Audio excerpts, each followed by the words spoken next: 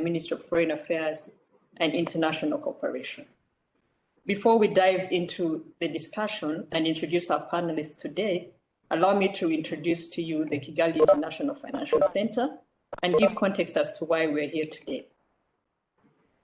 The government of Rwanda has created the Kigali International Financial Center to position Rwanda as a financial hub in Africa. This is poised to bring about great economic development to the country. It will foster and boost more cross-border investments in Africa and the region. The success of Kigali International Financial Center will be highly dependent on the contribution of both the public and private sector. Specifically, the financial professions and actors will bring in, manage, and oversee investments into the country. As Rwanda Finance Limited, we are leading the development and promotion of the Kigali International Financial Center. And we have put this event together in partnership with the Ministry of Foreign Affairs and International Cooperation to reach out to Rwandan Community Abroad and friends of Rwanda to speak more directly to this initiative and on what we are currently doing to attract talent back home. Then we're hoping to hear from the audience on what more can be done to improve the initiatives that we are currently doing. Now I'll give the floor to my colleague, Sandrine, to say something as well on what the ministry is doing to connect more with the Rwandan community abroad. Sandrine, over to you. Thank you very much, Anita. Good morning, good afternoon, good evening, everyone. Muraho mwese, Rwandans and friends of Rwanda who are with us in this webinar, interesting webinar actually, that we are co-organizing with the Kigali International Finance. So as the word saying, so fire up for finance. So we are so excited to have a great, interesting panelists with us who are going to discuss or to give us presentations on how the Rwanda finance now is in Rwanda and how we can also leverage and work with the community, our Rwandan communities living abroad. How can we interest them to bring their skills and knowledge? How can we exchange our knowledge between where they live and our country? So before we start, maybe I would like to give a brief introduction of what we do here at the Ministry of Foreign Affairs and International Cooperation. So as Anita said, I am the director of the RCA, so Rwanda Community Abroad Unit here at the Minafet, MOFA. So what we do, we work on a daily basis with the Rwandan community living abroad. So we provide services, we legalize different documents for them. So, and all our office worked on a daily basis with them.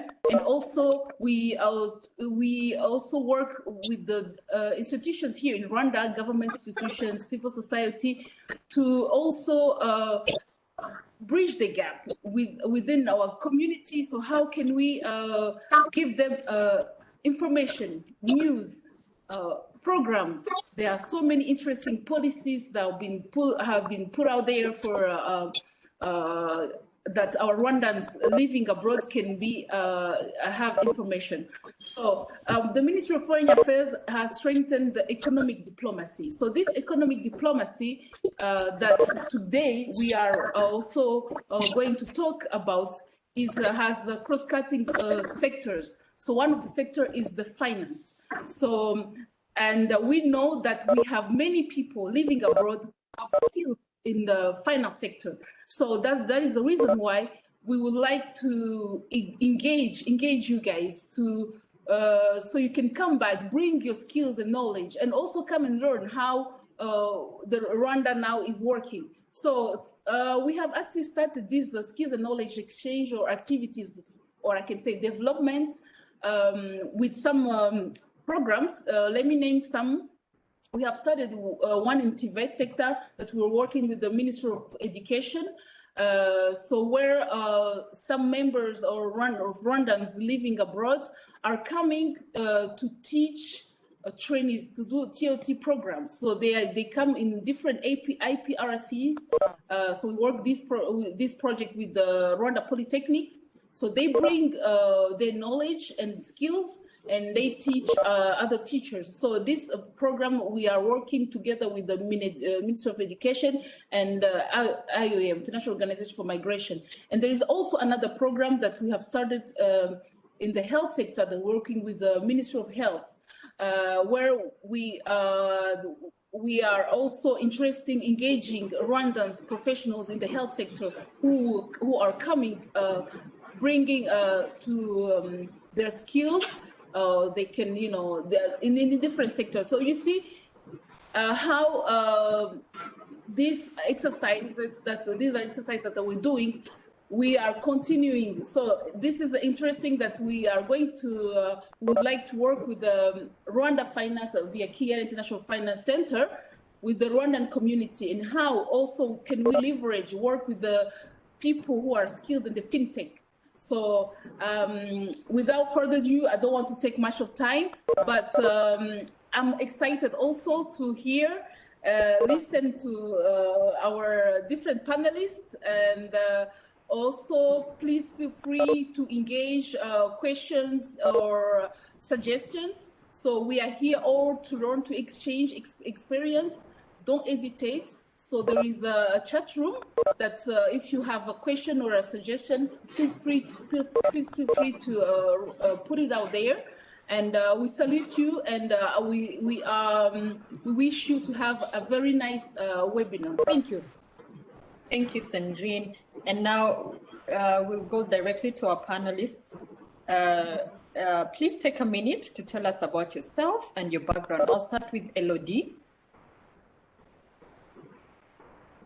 Hey, good morning, good afternoon, good evening to all of you, depending on your time zones. My name is Didier Elodie Lucera. I'm the Chief Skills Officer at Rwanda Development. Elodie, can you hear us? Yes, can you hear me?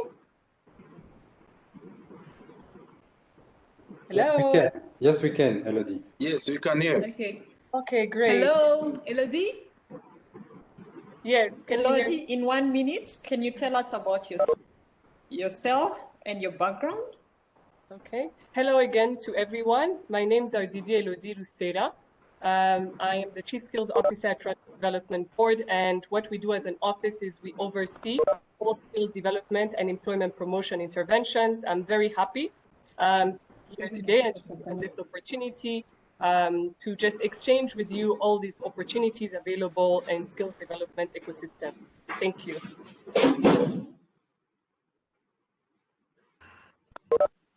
Thank you very much, Elodie.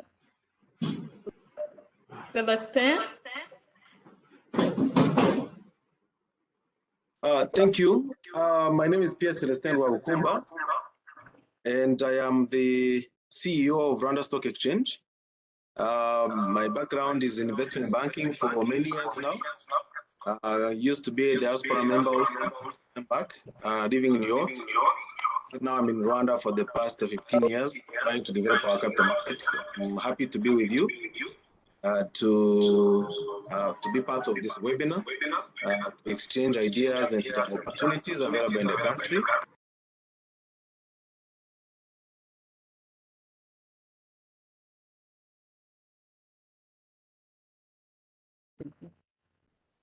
Thank you, Celestin. Bacha? Good afternoon, evening, or good morning, everyone. It's an honor to be here. I'm Bacha Blancas. I am the co-founder and CEO of Chancellor International. We're a student finance provider and have been working in Rwanda since 2018. Our headquarters for the region are now based in Rwanda, and we're really excited to be a member of KIFC. I'm very excited to share with everyone our experience in setting up the fund in Rwanda and working with Rwanda Finance and the KIFC team. Thank you very much. Thank you very much, Bacha. Alan? Good morning, good afternoon, good evening, everyone. My name is Alan Kagenza, and I'm the Manager of Transaction Advisory at BK Capital. BK Capital is the investment banking arm of BK Group, a financial services provider in Rwanda and listed on the Rwanda Stock Exchange and cross-listed on the Nairobi Stock Exchange. We offer services from advisory, fund management, and brokerage services. I'm happy to be with you and learning and sharing experiences. Thank you. Thank you very much, Alan. Gilles? Hi, everyone. Thank you. Thank you for this time. My name is Gilles Razan. I am the managing partner of NLM Partners, which is a consultancy advisory company based here in Brussels, in Belgium. We mainly operate in the banking industry. I've been working in the banking industry in Europe for 13 or 14 years now. And I'm also the co-founder of the Brussels Africa Hub, which is an organization based in Brussels as well, which is trying to promote the investment of European investors in Africa, trying to develop the private sector in Africa. And I happen to be also the president of the Diaspora Association in Belgium. Thank you. Thank you very much. Jean-Marie? Hello, everyone. So my name is Jean-Marie Cannanora, and I'm a business development manager at Rwanda Finance. Before I was in Belgium, where I lived for more than 20 years, and I came back to Rwanda 2 years ago. And in Belgium, I was working in banking sector for more than 10 years. And yeah, so I come back last year, in 2019, and since then I'm working for Rwanda Finance. I'm happy to be here and to share my experience with my colleagues. Thank you. Thank you, Jean-Marie. Since we're really talking about talent and skills, I would like to direct my first question to Elodie, since you're leading on the skills docket in Rwanda. There are a lot of initiatives this Chief Skills Office is spearheading in attracting talent to Rwanda. Can you mention one that has seen massive success and popularity, and why it has really been a success? Could you share with us the initiatives that you currently are running and one that has really seen success? Thank you. Thank you so much, Anita. I hope you can hear me. I would like to briefly start by sharing with you a background on who we are and what we do as an office, just for the sake of those who may not know about the Chief Skills Office. We have the mandate to align skills development and employment promotion in terms of labor market needs. And our mandate is really to provide effective oversight and coordination. So we work with different players in the skills development and employment promotion ecosystem. And so we are really the apex body that coordinates the different stakeholders, and we try to find innovative ways and partnerships in skills development and employment promotion. So our interventions are informed by the recently developed National Skills Development and Employment Promotion Strategy. We developed this about 2 years ago, and in 2019, and this strategy has 3 main pillars. It's very important I give this background just to lead us through the discussions I'll be having on the interventions we have. First, we have the skills development pillar. We have an employment promotion pillar, and then third, we have the matching of skills with labor market needs. Under the pillar of matching, which is the most relevant for our discussion today, we coordinate and we implement global talent opportunities programs. And we focus on labor mobility and diaspora talents in collaboration with other partners. We'll talk about our different partners, such as Minafit, as Sandrine mentioned earlier in her introduction. Under this pillar, we're implementing different interventions geared to engage, facilitate diaspora talents to contribute to the national development of Rwanda. And as we all know, Rwanda diaspora is increasingly prioritized in Rwanda's development agenda because of your critical role in the economic and social transformation to the country. And this is through different financial resources, remittances that you transfer back home to support family, friends, and others in the community.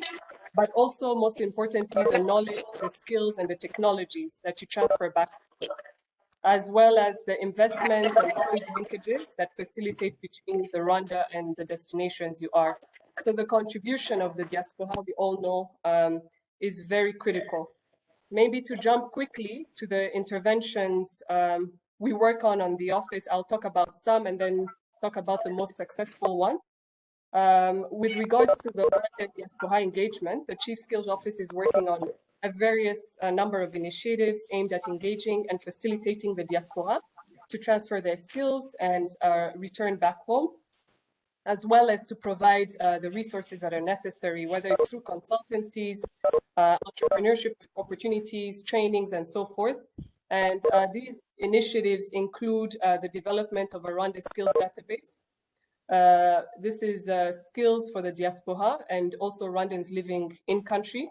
It's known as the National Skills Database, where we try to have a stock take of the different Rwandans abroad and here in the country and their different specializations and skills. This is very important because then we're able to easily link to different opportunities with the support of private private staffing agencies, We also developed a Kora Job Portal, and this portal is trying to link job seekers and employment opportunities.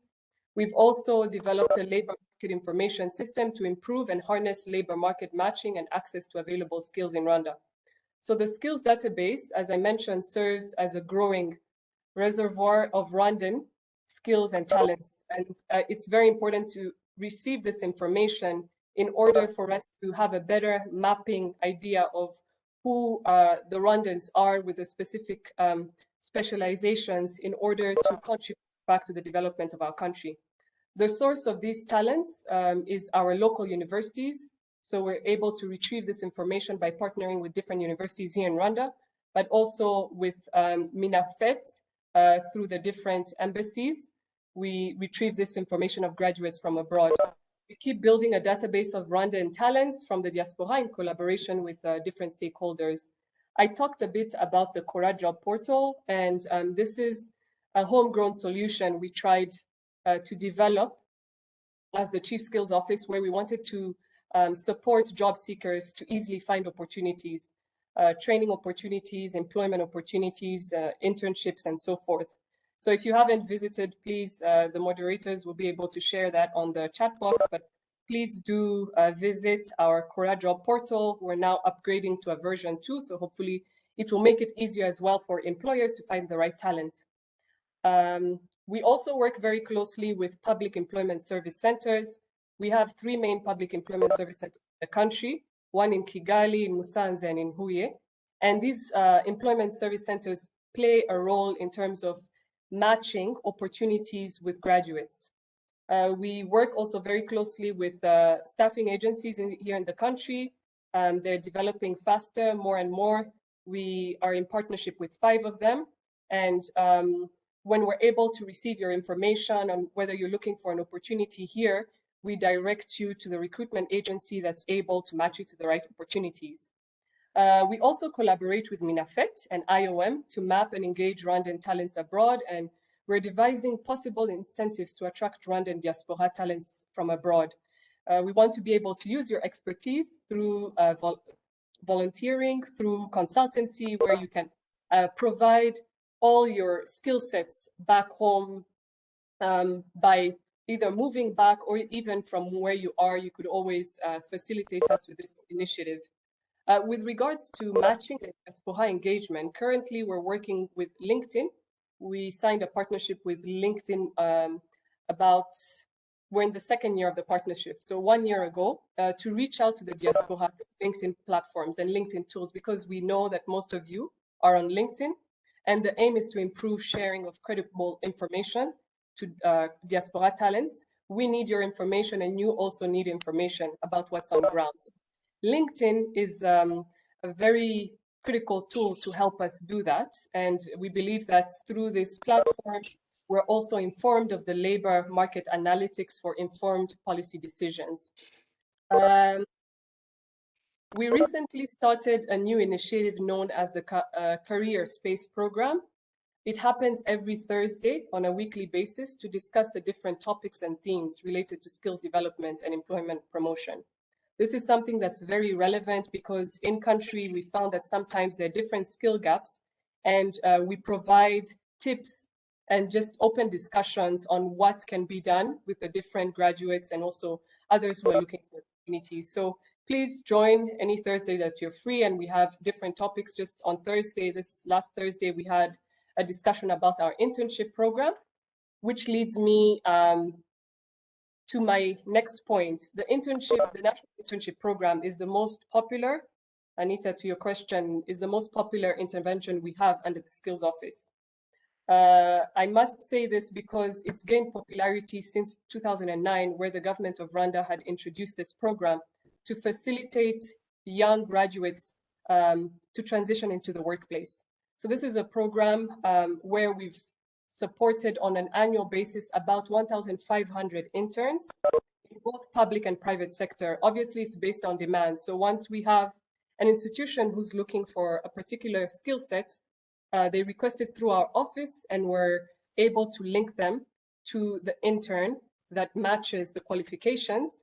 And we give them a 6 months internship with an allowance for monthly for the 6 months. And statistically, we've placed about 13,000 interns in different host institutions, companies, organizations, and about 60% of them have been able to secure job opportunity. So for those who are online and who have joined this conference, if you're looking for an internship program, please do register. We'll post the information for the link on this chat box. Please do register, and we'll be able to facilitate you to find an internship, whether it's through public sector, if you're interested in government institutions or in private companies, we'll be able to support you with that. Thank you, Anita. Thank you very much, Elodie, and congratulations on those huge initiatives you're carrying on. I really see KIFC really leveraging on maybe on a lot of these initiatives, like the Career Space program, where we could like have something on really knowing, on young people knowing what would really sell in the financial center. So thank you very much. Celeste, we cannot start without congratulating you on the listing of MTN. So congratulations, Celeste, and the Rwanda Stock Exchange. This is really a success. And, yeah. So you should be congratulating Alan also, because he's the one who bought them. He was the advisor. Alan is the one who put them to you, and so it succeeds. So congratulations, Alan. So there's been a lot of activity recently with the local stock market, aside from MTN. In essence, more and more players are leveraging on the market recently. So my question to you, Celeste, would be, how are you positioning to attract more Rwandans abroad? We are calling them to bring in their skill, but as they bring their talent and skill, what is the Rwanda Stock Exchange? What are you doing towards attracting them to also invest in the stock market? Thank you. Well, thank you very much. I think maybe we could start from the opportunities around. The opportunities are becoming more and more. There used to be a time where we didn't have any instruments on the market, no bonds, no shares, a few companies only. But now we have seen brands coming on. We even saw one of the companies from South Africa coming to raise money in this market for expansion in the region, and that's a very good achievement, I believe. But more and more is coming in terms of opportunities. So maybe I should break down the opportunities into a few areas. The first one will be opportunities in investment products. They are there. So returns are good. The country is growing, is one of the fastest growing economies in the region, and the best places to do business. That's a no-brainer to anyone nowadays. And Rwanda has been behaving in terms of allowing investment opportunities in the region and for the whole continent. One of the latest facilitators, of course, is KIFC. It's the latest kid in the block. you are doing a good job, and more need to be done, of course, to attract our diaspora members. But since the whole world is looking at Rwanda, why not our diaspora? That's what the question to you guys in the diaspora in terms of investment opportunities. Rwandese are coming more and more on board. We've been seeing, the domestic market for the domestic pool of investors in the retail section. They are investing more and more in this market, buying government bonds, and we also have a few corporate bonds coming on board. We're talking about municipal bonds for our municipalities to help develop the country and make money along the way. So that's a very important question, actually, a topic to explore. Help develop the country, but also by making money at the same time. And the entry point is very low. So we have those opportunities through either collective investment schemes that have been put in place. Those are funds which have been created by Bank of Kigali. We have Ejo Heza for pensioners. That is a complementary insurance scheme that has been created by the country to give opportunity to people to invest in Rwanda. Also we have the Iterambere Fund, and many more are coming. I think New Faces, New Voices, they're also coming up with a fund for development of women entrepreneurs and emancipation in the country. But all those are not of charity. All those projects I'm talking about, they are for money making. So that's, I think, the first opportunity I could talk about. That's for investments. The second side, I would say that I could see another opportunity in the industry. The industry is growing. Myself, I'm a product of diaspora. I used to be in the diaspora, decided to come back to Rwanda. That's many years ago, I think 2004, end of 2004, to help spur and develop the market, the capital market in Rwanda. It was non-existent. RDB was not there to be seen. So RDB was born in 2008, for example. And many people in RDB have come from the diaspora. So KIFC, I've seen the entire team almost entirely has come from somewhere else outside of Rwanda. So I think opportunities are there. If I narrow it down to the stock market here, or the capital market rather, or the larger financial sector, I think there's a lot of opportunities in that space of career development. We provide internships as a stock exchange, but also we help also place some of the interns who are looking to do some internships here. Many of them actually are going to college, many of those ones who come seeking for internship from the diaspora. So those ones we accommodate them. We have had a few of them. Some of them have ended up remaining or returning back immediately to Rwanda after they graduate, but others go back, they get oriented in their own respective areas of business. So that's an opportunity for internships. I wanted to emphasize on that because many of the diaspora members are still young and they are still going to college or they are just finishing their first degrees, or maybe looking to do a master's degree also. So those ones we have been able to assist them. We have the program for that, and they get priority. Once you are in a diaspora member, you get a priority because we have a long list of people who are waiting a lot of times. Of course, that's before COVID, but even now we are soon going to resume when life comes back to normal. So now for the other career development, for an industry which is growing, it's really growing very fast. With the KIFC now, I think we will have more areas or more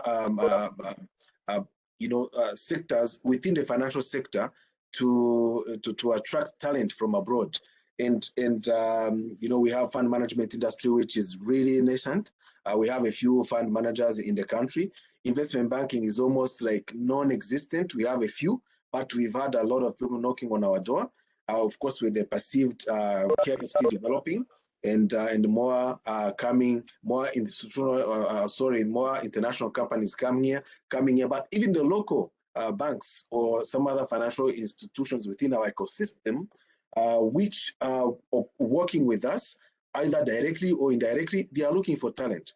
And most of the talent we are looking for, we don't have necessarily here locally or in Rwanda. We do in the banking, insurance, and other sectors, but many of the services attracted were actually used in the financial sector, specifically into the capital markets, for example, or other specialized kind of services. We do not have it here. And most likely they will be coming from outside of Rwanda. And we would like to encourage them because they are coming around. And if I talk about, for example, our intermediaries here in Rwanda, we only have like a handful of them, which are emanating straight from Rwandan products. Many of them come from outside. You know, we have many of our intermediaries in Rwanda. They are affiliates or subsidiaries of regional or international institutions or companies. So we only have 2 or 3 which are really, you know, indigenous from Rwanda. So there's opportunity also in that space, whereby, you know, some of the professionals who are already working outside of Rwanda, they can maybe do remote membership, for example, into our markets and have ways of working with us. I think Gilles knows that kind of opportunity. I think we've discussed that a few times, and some of his colleagues and Brussels and Paris, who are trying to get the African diaspora to come back to invest on the continent, and other friends of the African diaspora to tap into the opportunities here in Rwanda. So now there's the third maybe opportunity I can talk about is for the diaspora members to form actually collective investment schemes, for example. You can be able to create the funds which can be channeled into investment opportunities either here in Rwanda, but I will talk about Rwanda because I think we still have room to grow as a country and the opportunities are many, but if they are more, if they are coordinated, they make more informed decisions in investment products, because we have platforms, different platforms for that, so that we can have maybe a different a side conversation with anyone who would be interested in tapping into the opportunity. So that is for creation of funds. You know, there has been a lot of talk about diaspora bonds or diaspora, but the diaspora investment opportunities, but collectively. We've had a few hiccups, I must say, because I can also go without saying there were no hiccups on how some of the schemes have scared people. But if they are more organized and they are channeled through properly managed and regulated kind of funds or setup, it will be more interesting and more beneficial to them. But they can contribute a lot, the diaspora members, into the Rwandan economy and in our financial sector, particularly in the capital markets, because we don't have that many professionals in the industry yet. And we know there are many people outside of Rwanda in the diaspora who are working in the sector. They can contribute either directly by joining us here or remotely working with us and be able to develop together our industry. Thank you. Thank you, Celeste. And it's good, really, from what you say, to really know that now Rwandans are coming more and more in terms of investment in the stock market. Thank you so much. I think being you and your background, this webinar speaks a lot to you, and it's good for it to be coming from you. And you know, you've been out there and came back home and you have seen the financial sector grow in Rwanda. So really, I really hope the audience can take this from you, that you know there are many opportunities and they need to take advantage of them.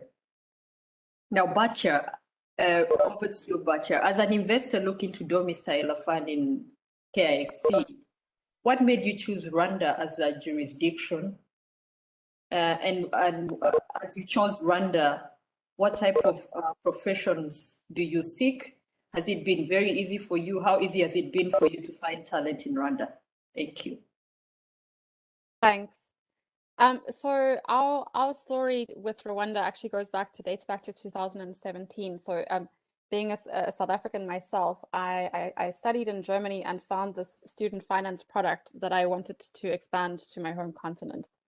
But it was important for me to understand the region in which we would be bringing the product. So we decided to do a feasibility study in South Africa and Rwanda. And at the time, we decided to launch in Rwanda first because I think, as has been mentioned before, Rwanda is an incredibly easy place to do business. It's in a very nurturing environment for innovation. Our student finance product is very innovative and is something that is completely new on the African market. It's called an income share agreement. And So the regulatory and the legal setup in Rwanda provides the perfect place for innovative products.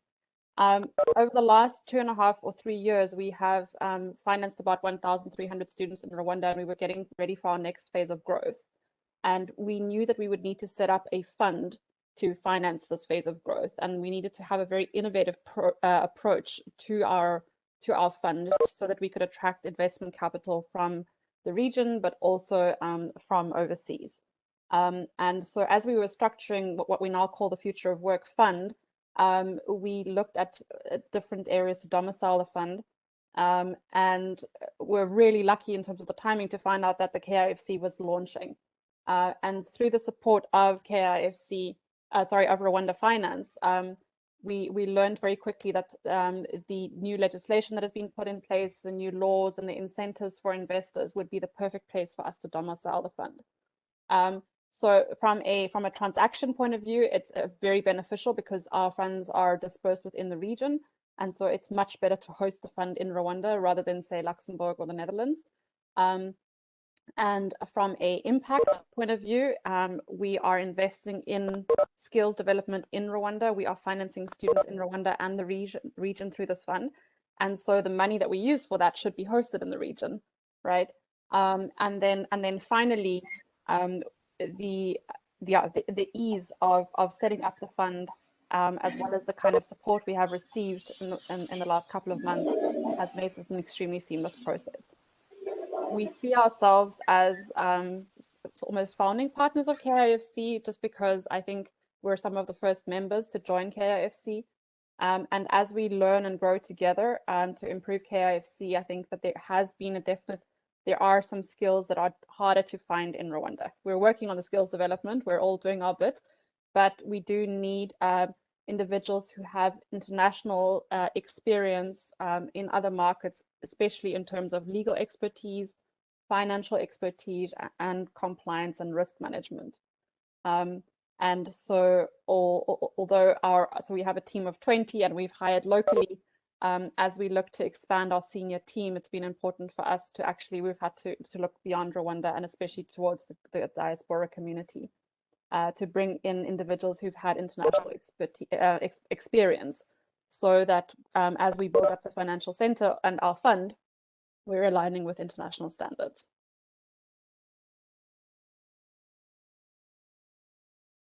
Thank you, Batya. I think what you just said on finding it hard to really find talent, like sourcing talent back here in Rwanda, I think us organizing such a webinar speaks a lot, and it's good we have an audience that are out there that have international experience. So really, I hope they're listening in, because we will need their talent back home. Like we have you right here, and you're establishing a fund. So really, the expertise out there is needed. Thank you. So now to Alan, we have talked about bringing talent back home and investing in the stock market, and you've heard from Batya the different skills that are lacking. A lot has been happening with BK Capital. For example, the Aguka Fund on the market. Can you tell us more of what BK Capital is doing, and how can the Rwandan Community Abroad invest into this initiative? Or are there any other products that could work for the Rwandans abroad? Thank you. Thank you. Thank you, Anita. Just to give everyone a background, I think we all know BK Bank, but BK has evolved and is now a group that offers a wide range of services. So there is banking as usual, and then we also offer insurance services through BK General Insurance. We also offer fintech services through the BK Tech House, and the newest member was BK Capital. We came on board in 2018 as the investment banking arm. So we have been trying to meet the needs of the Rwandan community in Rwanda and also abroad, to provide them opportunities to invest in the capital markets and also in the financial services sector. So we've done a couple of transactions which are public. You've heard of MTN that Celeste just talked about. We were the transaction advisor and sponsoring broker. We've also worked on the Simera transaction, which is also a listing. And we're looking at more transactions in the very near future that are coming to the market that offer Rwandans in Rwanda and also abroad an opportunity to own a piece in these companies, to have a shareholding, however small it is, but you get to benefit in terms of dividends, in terms of share price rising. And these are some of the best companies in Rwanda that are governed under corporate governance code. And it's actually an opportunity for you to own a piece of them. So all Rwandans who are willing and are interested in investing in these companies can pass through us. We are one of the brokers, and we facilitate the buying and selling of shares on the stock exchange. And that's on the equity side. If you're also interested in buying government bonds, in terms of bonds in the market, the government of Rwanda has been issuing treasury bonds or close almost monthly, and quite good tenors and pricing. And also, if you're interested in purchasing some of these bonds, which are quite in terms of risk assessment, they are low risk usually because it's government debt, and we facilitate that as well. Now, coming to Aguka Fund. Aguka Fund is a collective investment scheme that was launched in 2020, October 2020. And the main aim was to pool funds together so that we can invest in the Rwanda stock market. Mainly, that is the government bonds and also other money market instruments. So we launched the fund, and we have been successful. So far, we have managed to grow our asset base to about 11 billion only through Aguka Fund. And most of the investors are retail and also institutional investors. But we are calling upon also the Rwandan Community Abroad. If you're interested, given the funds are managed by professionals, we look for the best opportunities on the market, ensure that the risk is low. So we do the investment for you, and all you have to do is look at your return and yield every day. We publish a yield every day for investors to know their return. And if you want to exit, you can get your money in 48 hours. So we're trying to market the fund, and we're looking at the diaspora as well.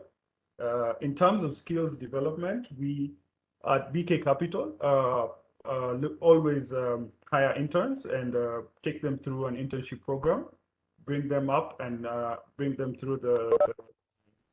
into the company. We also hire from the diaspora and also locally. We collaborate with the Rwandan universities. We also collaborate with Rwanda Stock Exchange, who provide also interns to us who come to understand the market. And we really appreciate the stakeholders in this space. So we also ensure that in terms of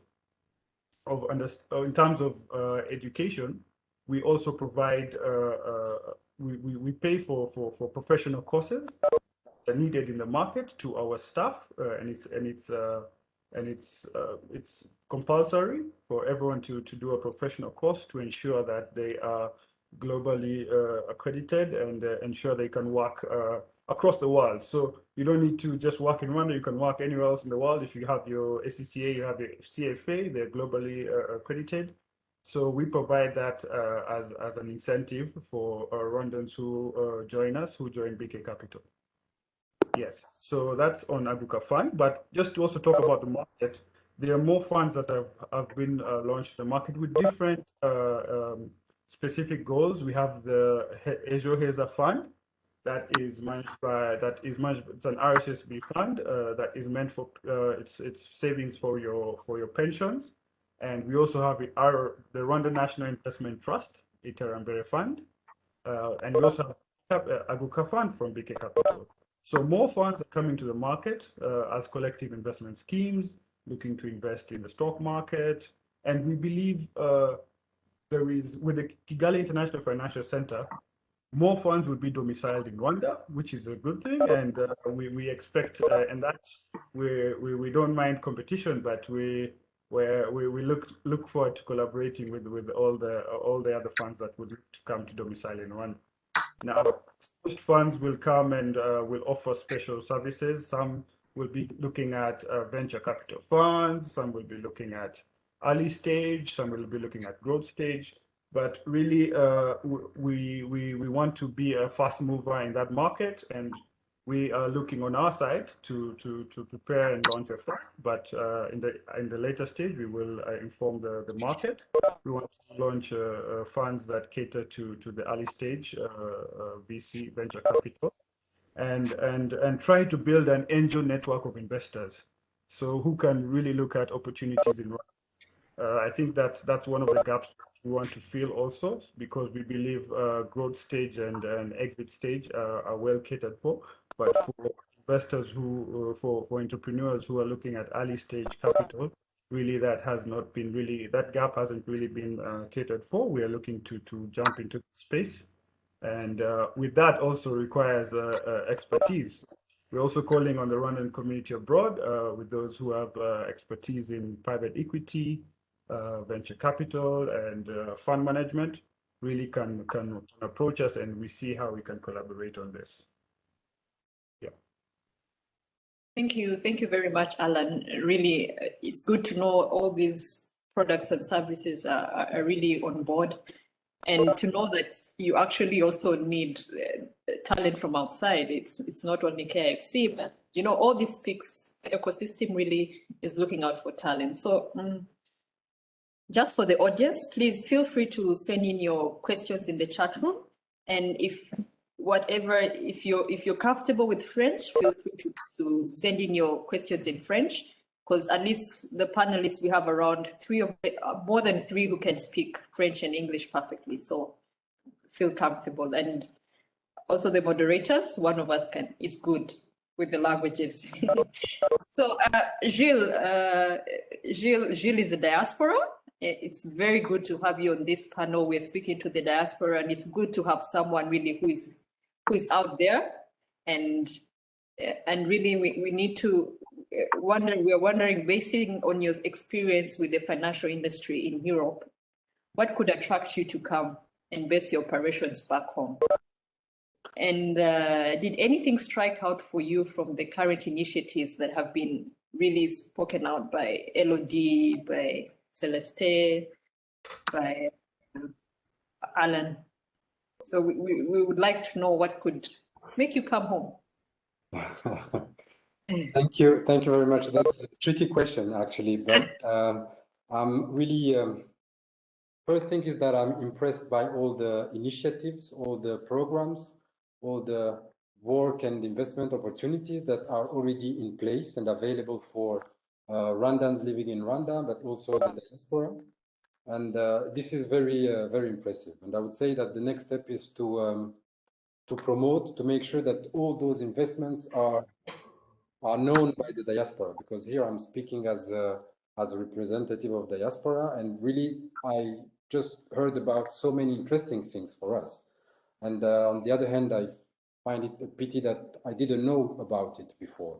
So I believe a lot of work has been done so far. A lot of ground has been covered.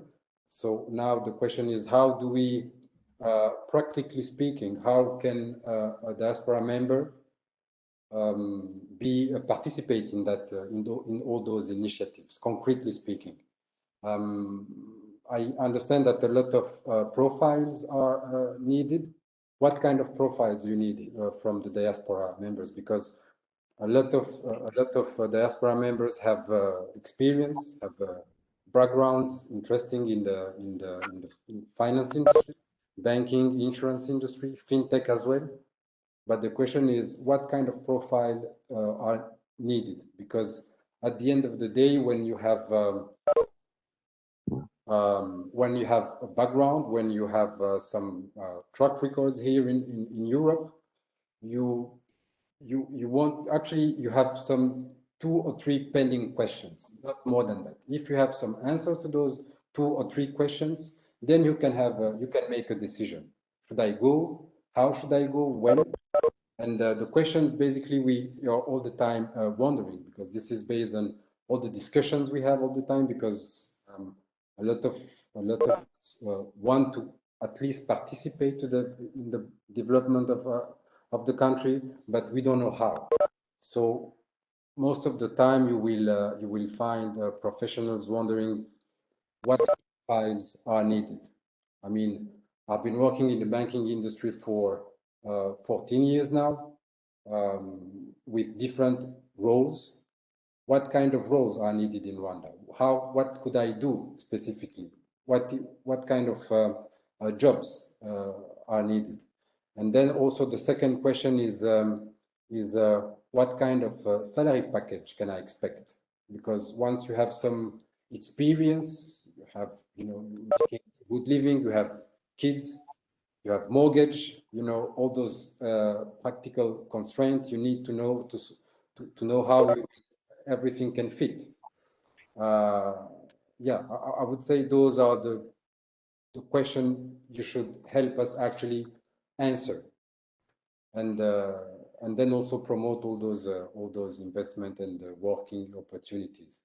And maybe my last comment is that you can divide the diaspora in 3 categories. Let's say you have the professionals who have skills, background, etc. Then who are willing to offer those skills, but then you have the investors, people who are coming from Africa, from Rwanda, but they are not necessarily thinking about going back and working in Rwanda, but they want to invest. And if you look at those retail investors, you should also know the subcategories. I mean, investing 500 euros a year is not the same as 10,000 euros a year. So the idea is, I believe, the suggestion here is to know exactly what is the segmentation of those retail investors, and then provide them with really solutions that are fitting to fitting those needs. And then you have the third category of I have in mind, which is the entrepreneurs, who are somewhere a hybrid type of animal between investors and professionals, and they need really specific answers, environment support. And for those 3, let's say, categories, you should try to offer specific answers. That's it. Thank you very much, Jill. I'm not going to summarize what you just said, because my next question for JM, apologies, this is the advantage of being a moderator, and I have a colleague on the panel, so I end up calling him JM. Apologies, Jean-Marie. So my question to Jean-Marie is going to really speak to what you just said on really pointing out what professionals do we need, what kind of professionals do we need? Do we need more lawyers? Do we need more compliance officers? So Jean-Marie, I would like to bring the conversation back to KIFC and our vision to position Rwanda as an international financial center.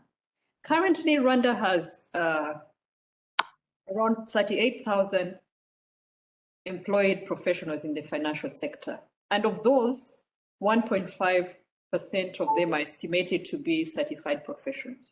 Now, looking at Mauritius as a leading financial center, as one of the leading financial centers, it has a little less than 38,000 and has 68% of those as certified professionals. So, I mean, this really speaks out that we really have a huge gap in terms of, professionals who serve a financial center. So, Jean-Marie, my question to you would be, as part of the business development team, the investors you meet on a daily, or the different investors you meet, for example, like, Chansen International that is coming in, what are the challenges they're facing in terms of sourcing talent? And how can diaspora leverage on this? How can diaspora help us bridge this gap that to me seems to be really, I'm worried it may be widening. I mean, 1.5 is really at a low rate. Jean-Marie. Okay, thank you, Anita. Maybe because I've seen a lot of people have joined a bit later, so if you allow me, I will give a brief introduction to Rwanda Finance in the KFC, and then I will answer to your questions. So for people who just joined the webinar, Rwanda Finance is a company owned by the government of Rwanda. And our mission is really to promote Rwanda as a financial center. And for that, we have we've worked a lot on putting in place the legal framework that is attractive and also that is at international standard. We also put in place a tax regime that is attractive. And the third pillar, we are working on capacity building. And the idea is to upskill Rwandan people and to come up with some initiative that will help KFC and KFC members to have qualified and skilled people to serve their services. Now, to come back to your questions, so let me maybe define the type of product that we promote and also the services that goes along with those products. So we have identified 4 products. Those products are funds and fund management activities. We also have what we call global trading. We promote as well fintech, as Gilles just mentioned. And we also have, we promote also a product called holding companies and SPVs. And for those type of investment vehicles, we have a lot of opportunities, such as custodial services for funds. We have legal services that are needed to assist, for example, our members when it comes to request or to apply for a license. Here I have in mind the work that we've done with Chancen. We also need, we also have services in terms of trade finance, logistics, and also some corporate services like corporate secretaries. We need directors, and yeah, those are the services that we need to in order to help our members that are coming with those products to be comfortable here in Rwanda. So yes, there is a need for professionals, and also I will have to highlight, as Batia mentioned, a lot of our members are coming from abroad or from other financial centers. So they are used to a certain level of services or expertise. So they want to have the same level of services when they are dealing with our local or Rwandan professionals, such as accountants, tax professionals. And really, I would say that when those professionals when they have professionals certifications, it gives comfort to our investors. So our investors will ask us to, once they are established here, they ask us to put them in contact with recruiting companies, and those recruiting companies will have to go and to the market to find people with those kind of qualification. So really, Rwandan living abroad, I really encourage you to look at those opportunities. There are more to come, and the more KFC develop, the more we attract new investors, new members. Those opportunities will come along. So for the second question, I think this is where I will go into details, and I will answer the question raised by Gilles, and it is really a valid question. in terms of what kind of jobs or what kind of profile investors are looking at, and also in terms of package or advantages that you can expect when you come. So I will pause here, and I will answer maybe Gilles when it comes to when it's my turn for the second round of questions. Thank you very much. Thank you so much, Jean-Marie. Before we start another round of questions, I would like to thank very much the audience. I would like to inform you that we're almost 200 people who are participating in this interesting discussion.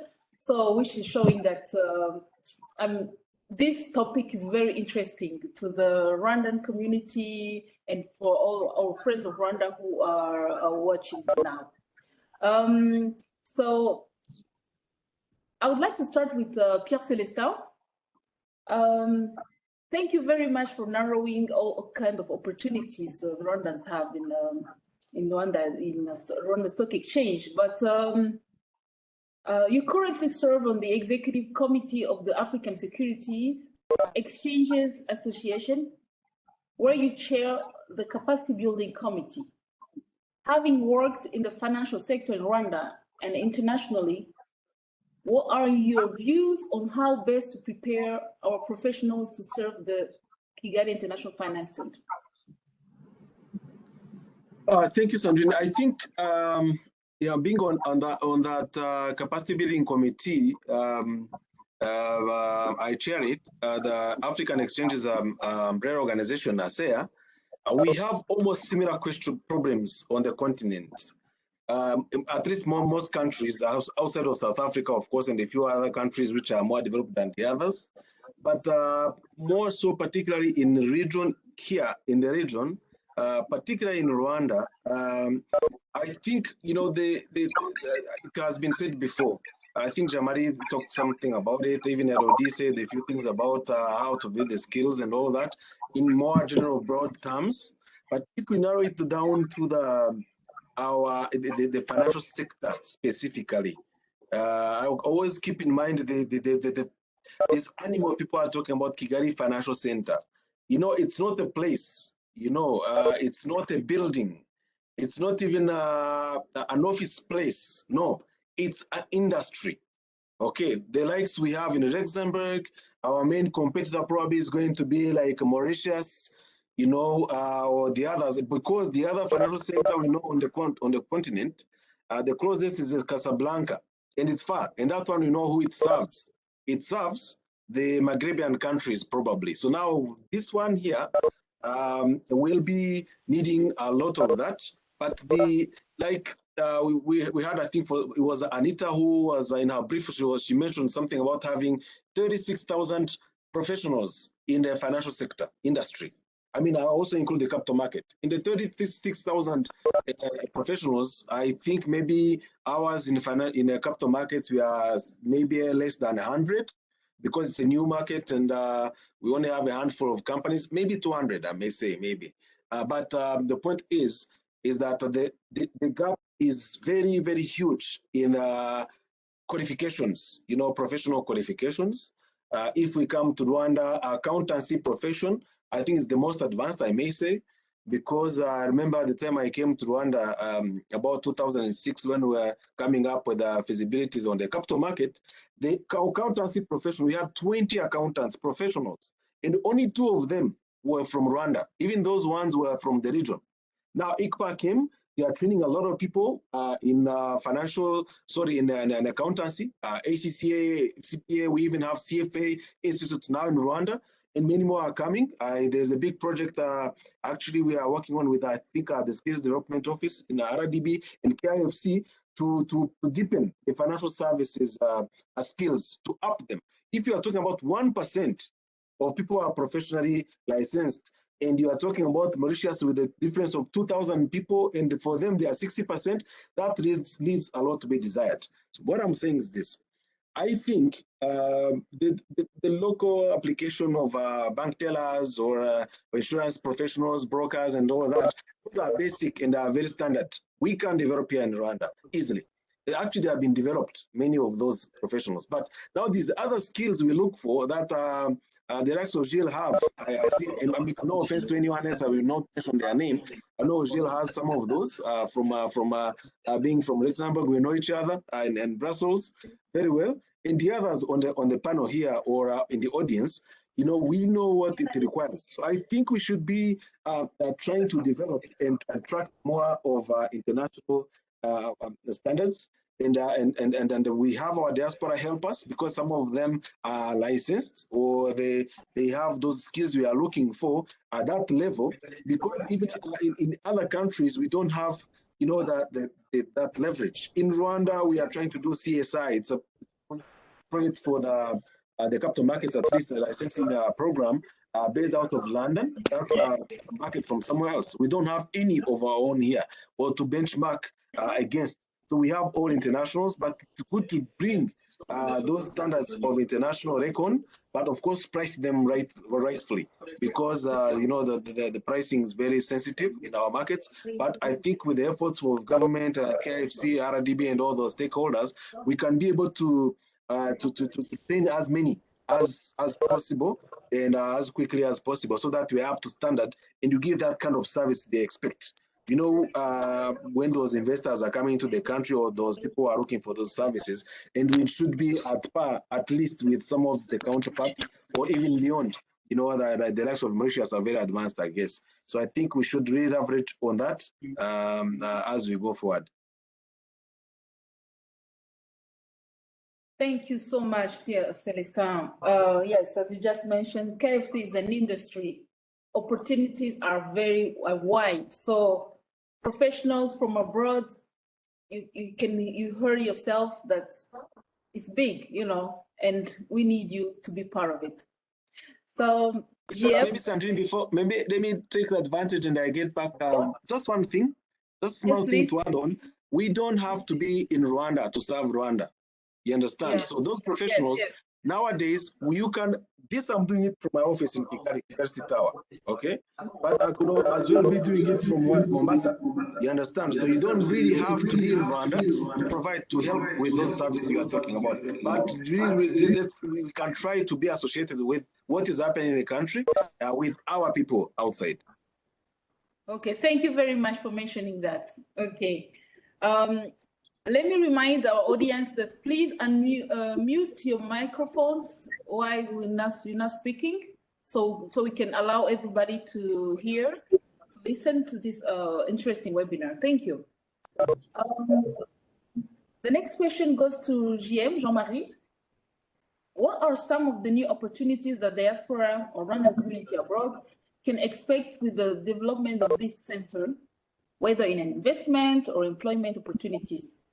Maybe you can share us more, because I know some of the panelists, they explained a bit, but maybe there are other new opportunities that you may explain, please. Thank you. Thank you, Sandrine. As we said, we are really attracting new investors in our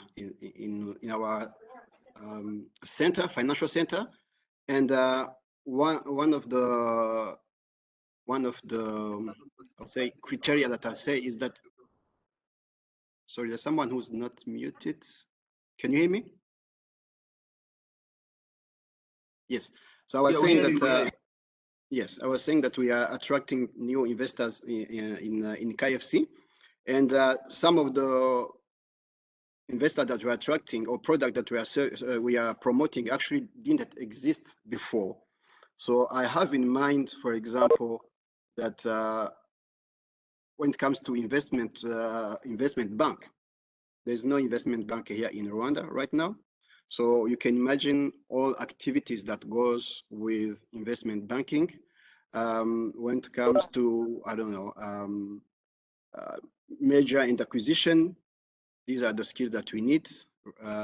When it comes to financial modeling, these are the skills that is needed. When it comes to structured products, here in the market, we don't have any, and here I'm speaking under the control of Celestin. So those are really the specific profile that we want to attract, as we, in the future we'll have those type of investors. I'm also thinking about insurance industry, for example. Right now, there is a need of specialists in insurance, actuarials. We don't have much. When it comes to certification now, like advanced certification, here I have in mind the product that I was mentioning before, that is funds or fund management activities. We need skills such as financial engineering and the qualifications such as CFA, for example, or advanced master's degree is really needed. We also want to attract services around asset management. So those who have experience or who have certification in asset management are very much welcome. When it comes to fintech, you know, Rwanda is likes to market itself as a country, a proof of concept country.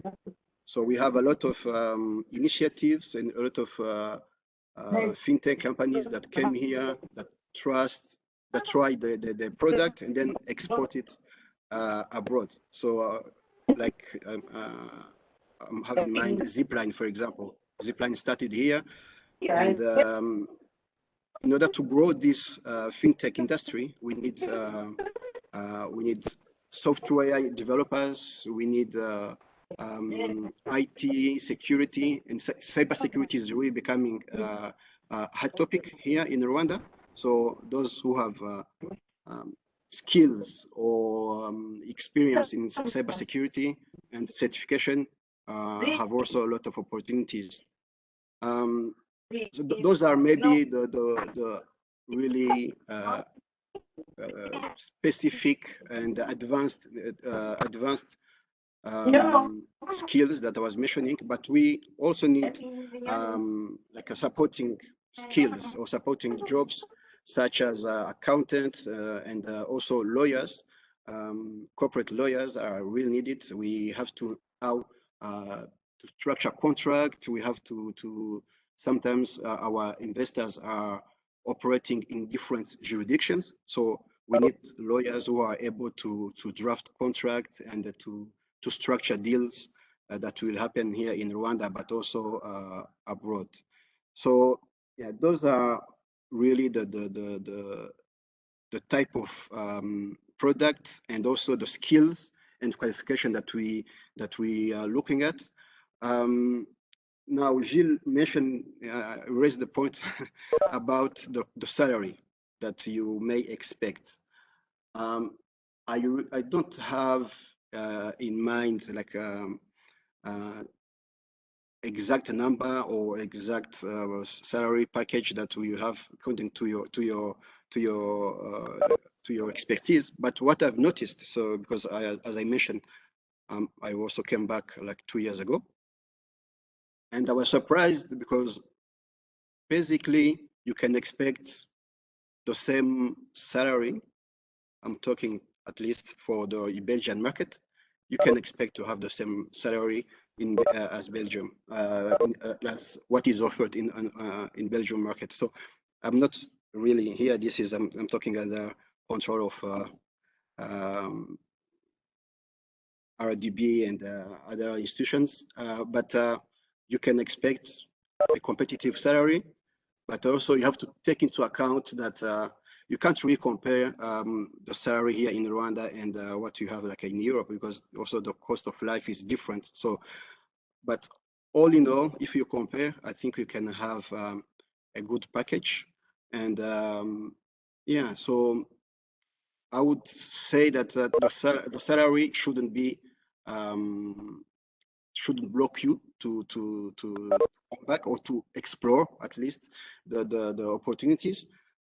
people are here are really willing to negotiate, and once they see new skills that they need, they won't be shy to put something substantial on the table. So yeah, and maybe something you should also consider as a diaspora who have skills and who's wondering whether he should come back or not is something that is not really money related, but it's more about the satisfaction that you have when you are working and you are contributing to the development of your country. So here in Rwanda right now, there are really a lot of initiatives, a lot of new projects, and it's always good to be at the beginning of the project and to grow along with the project. And here there's no limit in terms of how you can grow and where your career will lead you. So I would encourage you to look at different angles. Package and salary is really important, and you can have a competitive salary, but also this satisfaction that you have when you are contributing or when you are part of an exciting project. Here I'm giving an example. Being part of KFC project is it's really an honor to me. So I will pause here. I will be happy to answer any question later on. Thank you very much.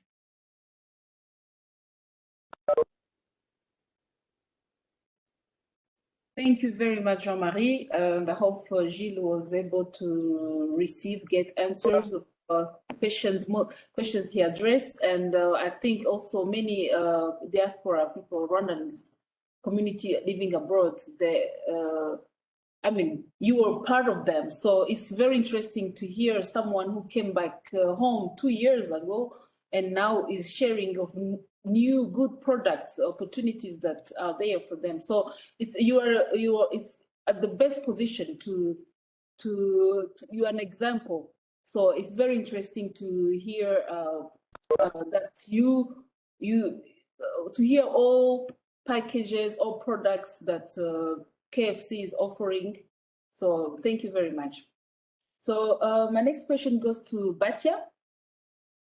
As an African, having been educated out of Africa, so you said Germany, you could have chosen to grow your career out of Africa, but you chose to come back home. What made you make that decision? What was the driving factor behind it? Thanks. Thank you so much.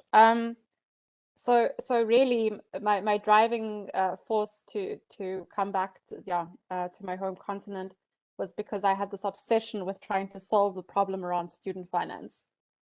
Student finance is a big problem actually across the world, and it's an even bigger problem on the African continent. Only 8% of African youth are able to access higher education, and we need to change that trajectory so that we can fill the skills that we have just talked about. And so wanting to solve this problem and making an impact at the same time was the biggest driver for me to return home. Simply put, it's a much more interesting environment to work at home. There's a lot more space for innovation. We are making impact on a daily basis. And I think that the thought leadership and the drive to actually grow our economies is much stronger than what I've experienced outside of the continent. And this driving force inspires me every day. And even when things are tricky or difficult, I feel like we're united in trying to solve problems and build the economies that we work in.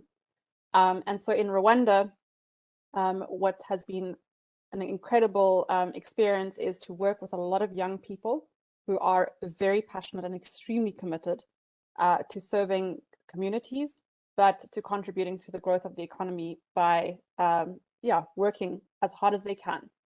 And so what I would love to see happen next is to have some of the diaspora join our local Rwandan team members and help to grow their skills, because this is what is needed, right? Like, we have the skills from we've all gained experience outside of the country, and we have the enormous capacity to actually inspire local young leaders and youth and help them to develop their skills further.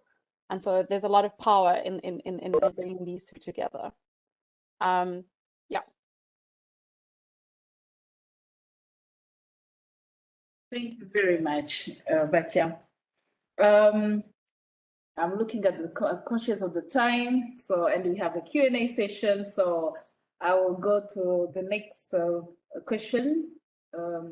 Gilles, as a Rwanda living abroad, does Batya's experience or story speak to you as well?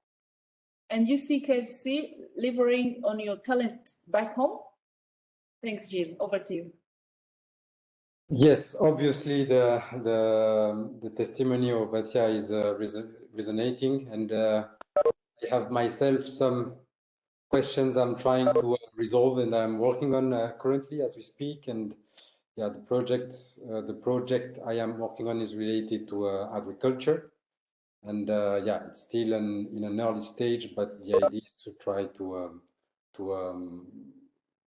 participate in the development of the agriculture and the export of the products, and also close the gap between the cooperatives and buyers. So this is something which is personal.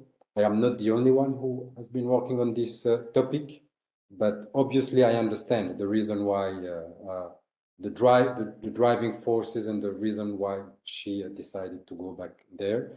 And there are so many opportunities that can be taken grabs by the diaspora.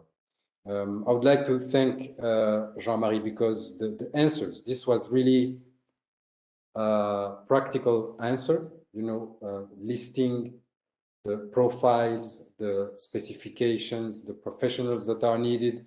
This is something we as diaspora representatives can use, can, you know, transmit to our association members, into our communities here in Belgium at least, but also in Europe. And I'm also thinking about Luxembourg, because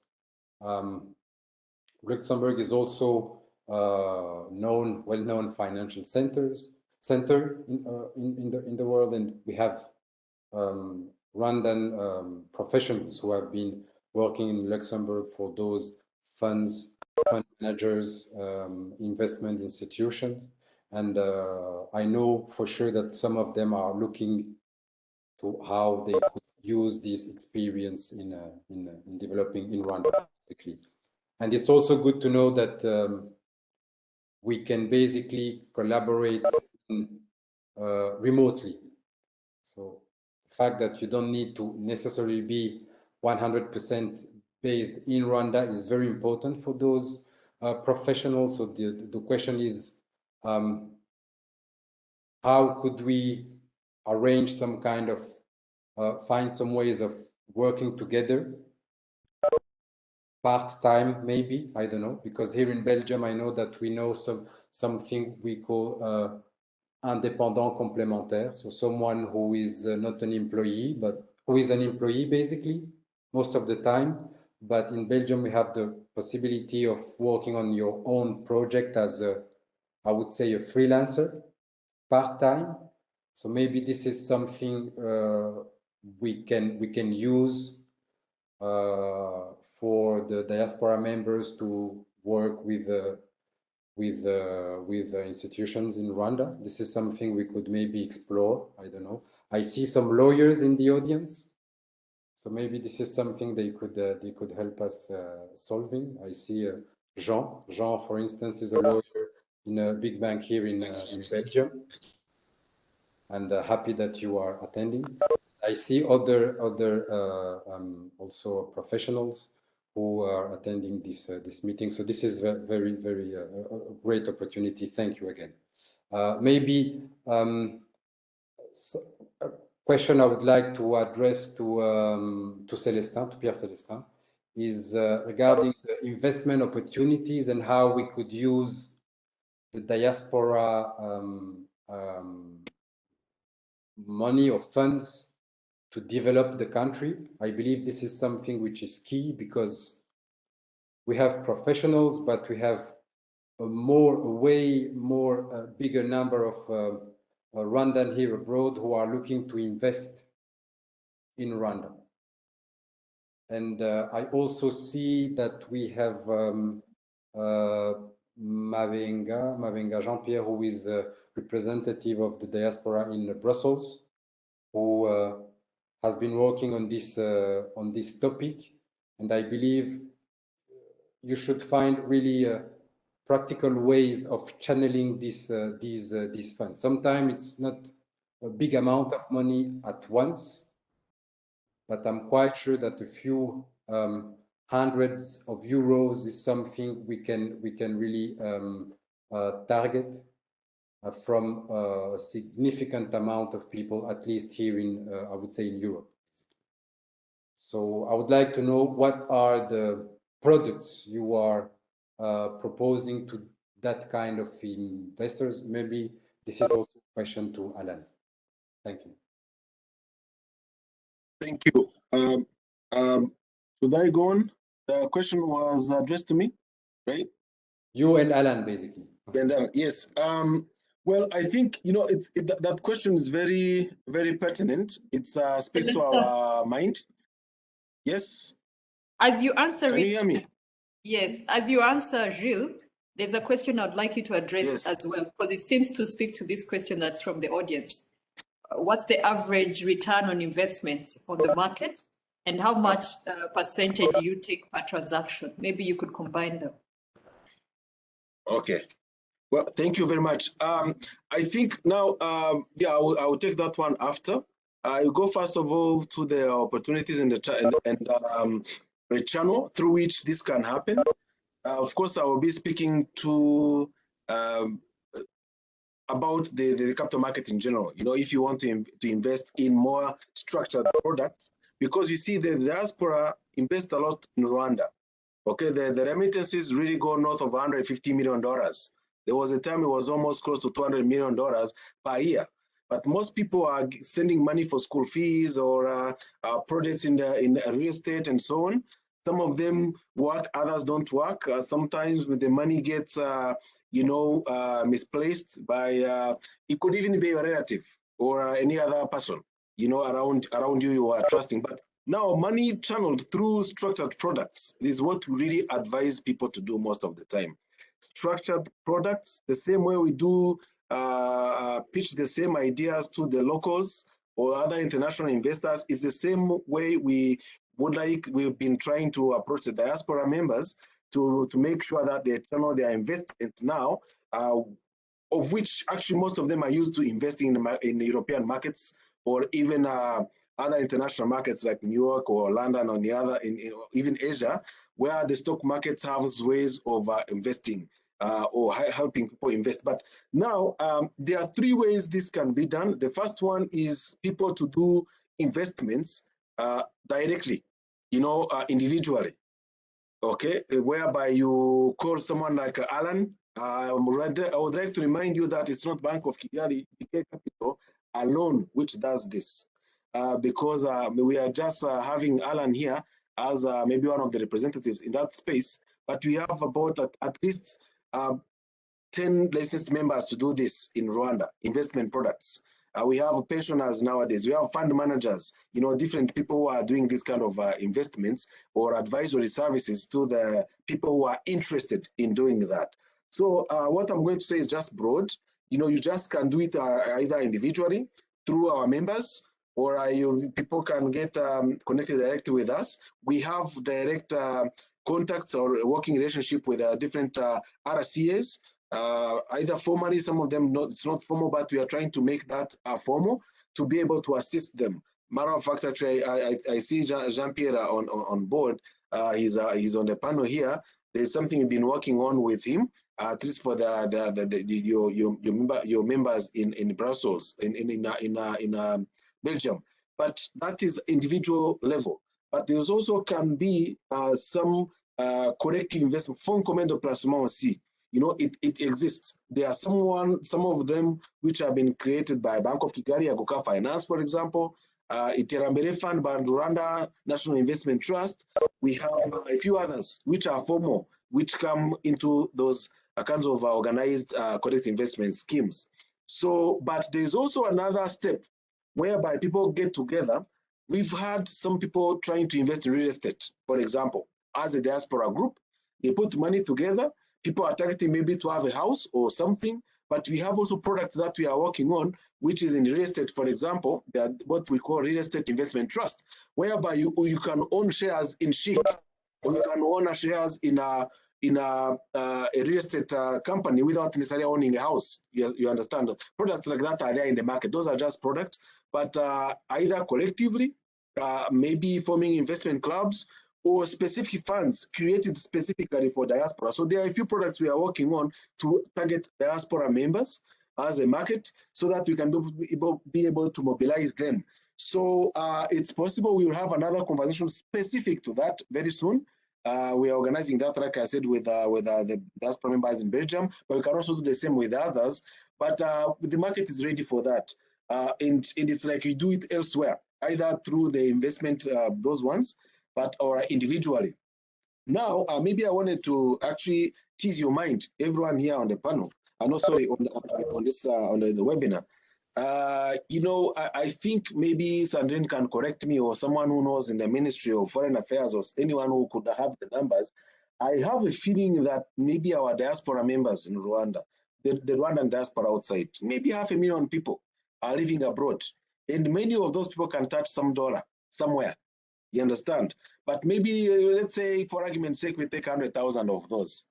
100,000 of those diaspora members, individually or collectively.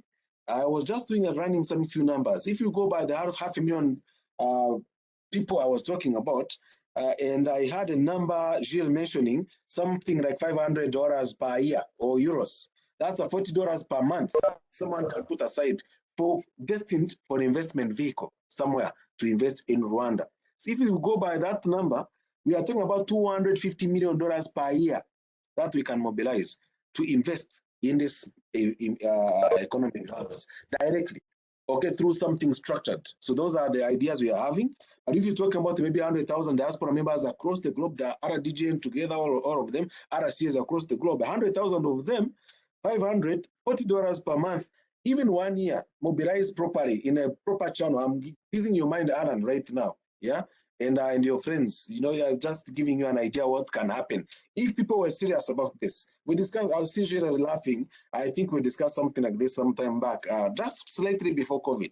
That 100,000 who are active, I'm talking people who are the diaspora members who could be active and who are supportive of national initiatives, not just looking at yourself individually alone, but collectively, and something that can may also help you in future.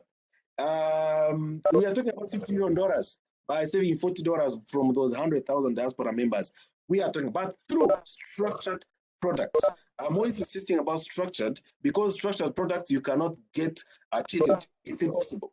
Be cheated because it is regulated and it can be done. But it has been done before somewhere else. But in Rwanda, I think it's something we can highly think about right now. But as we speak, there are channels to do that. You can directly invest in the market using people like Alan or the others, or going through the stock exchange here, we can help you, or use those structured products. Sorry, those investment schemes we talked about, like Ejo Heza or Aguka Fund. But that's to tease our mind. But those are projects we have in the pipeline, which we will be coming to you soon, and see how we can work with our different counterparts and our institutions in Rwanda and outside in the diaspora, to make sure that we do something about it, to make sure that people can grow with this economy, which is growing. This economy is growing. It has been resilient for many years. And I think we should be part of it, own it, own a piece of this economy directly. Okay, not just by looking at from outside. So the return on investment is a question which has been asked. You know, on average, actually, you know, I wouldn't, you know, if you safely invest in this market, your return on investment per year can easily go between 10 and not 10 to 15% easily, actually, very easily without you doing anything. You know, that is in the local currency. I know diaspora people or people who think in dollars, they always talk about depreciation of the Rwanda franc, but so is the economy growing. So I think once you start thinking about it, I would think mostly it's people who are investing here. We want money to come here to be invested and remain here within the economy. Because we are Rwandans, even if we are living abroad. So if we start looking at the depreciation of the currency, I would advise to think about money you would like, anyway, you would like to come and spend in Rwanda one day, you know, in your retirement, because you will need Rwanda francs, not euros or the pounds. So I think that kind of mindset, I get a lot of questions like that. We get that from different investors from the diaspora, thinking that, oh, by the way, you know, the Rwanda franc depreciates all the time, but, you know, think about the Rwandan economy, not the Rwanda franc, because this economy is growing, whether you want it or not. Where you get a LIBOR rate is what, 1% now or half a percentage.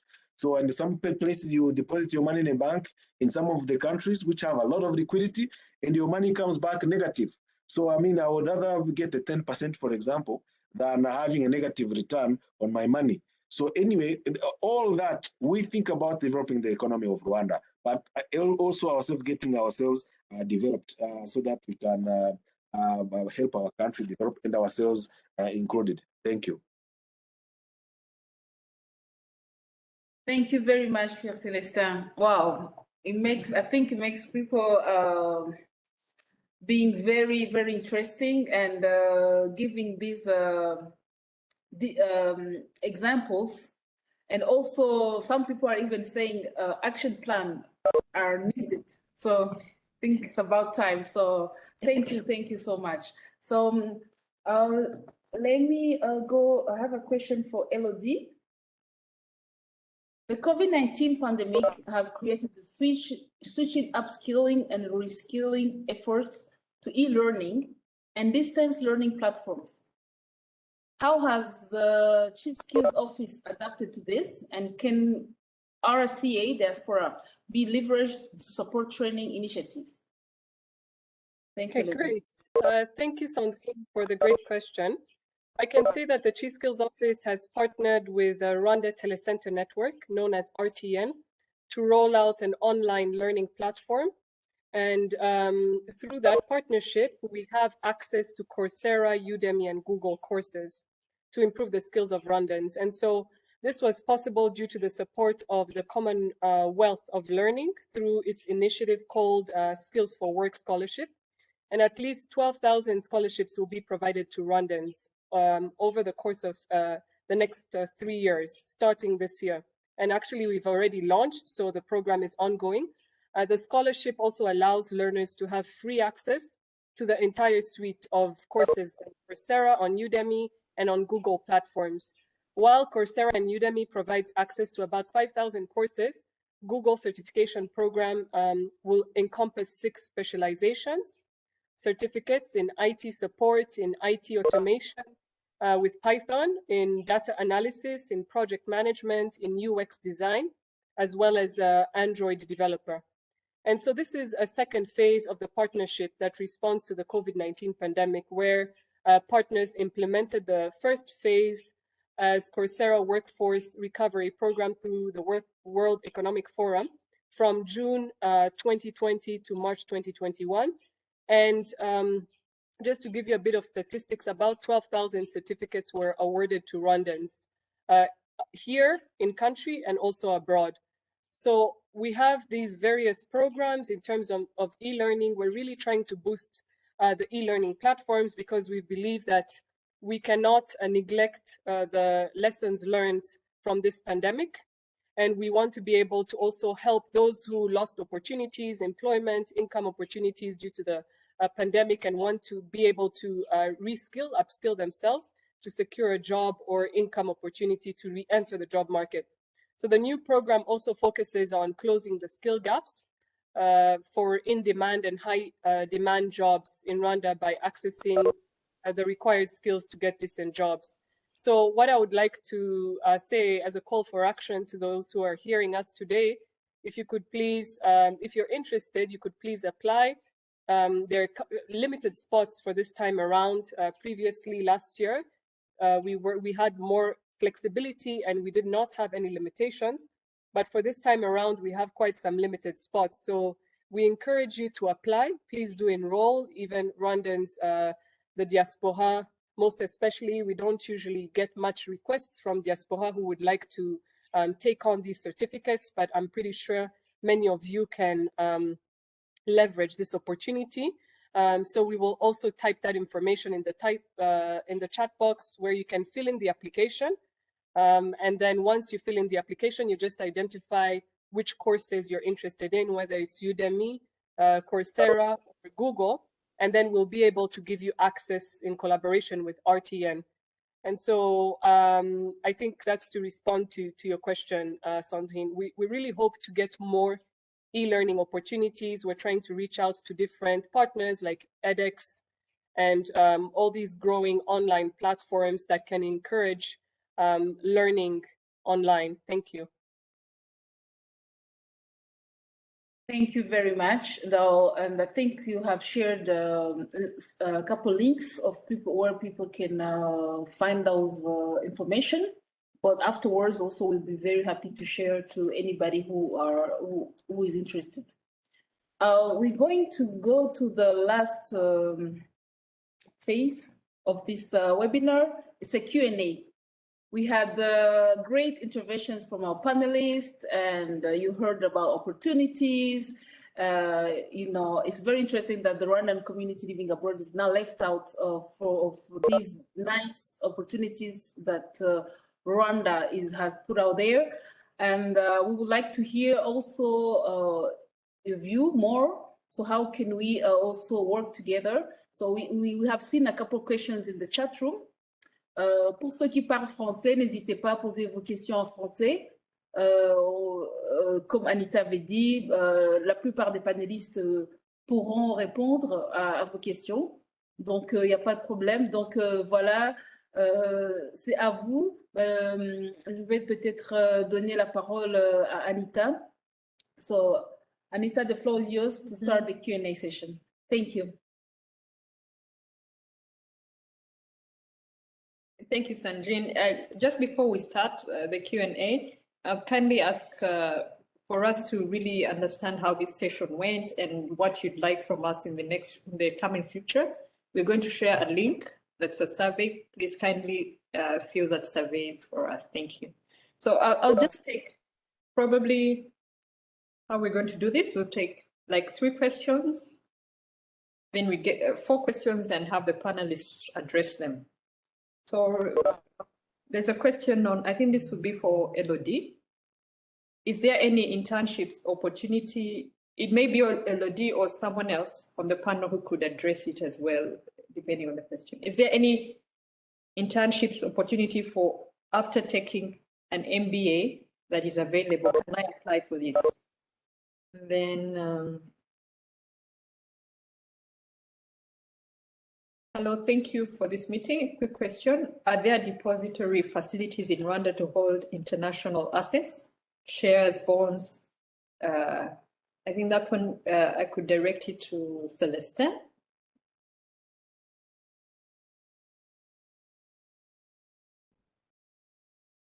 Okay, Bacha, there's someone here who's saying my background is risk, compliance, and governance. Perhaps we can link to explore this opportunity.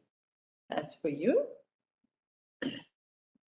And then could the members of the panel address the topics of capital gains and income taxes in Rwanda for investors? I'll leave this, because of time, I'll just ask Alan to respond to this. Yeah, and maybe one last one, that's more than one question. But some of these questions were addressed by Alan, so we'll just skip. Maybe we could take that round, the first round, as we go into the second. Elodie, for the internships on MBA. Thank you, Anita, for the question, and to the audience for the questions they've raised. What I can say is that we prioritize internships to recent graduates, and usually we've focused on graduates from undergraduates and those within the TVETs. So rarely do we get requests from those who have completed their master's program, but you're welcome to please apply through our internship program, and we'll definitely consider your request and even link you to opportunities when we have that demand. But I also would recommend that you proactively target the company that you're looking for and you reach out to them directly. You could send them an email and with your details, and I'm sure that they'll take you on. If this is an internship with a master's program, I'm pretty sure that you'll get the opportunity. So reach out to us or reach out to the company that you're directly looking at. Also, try to reach out to the staffing agencies here in Rwanda. We have NFT Consult, we have Right Seat, we have Q Sourcing, we have Jobs in Rwanda and ITM. These are recruitment agencies that you can directly reach out to, and they'll be able to help you find opportunities in the market. So please feel free to do that as well. Thank you.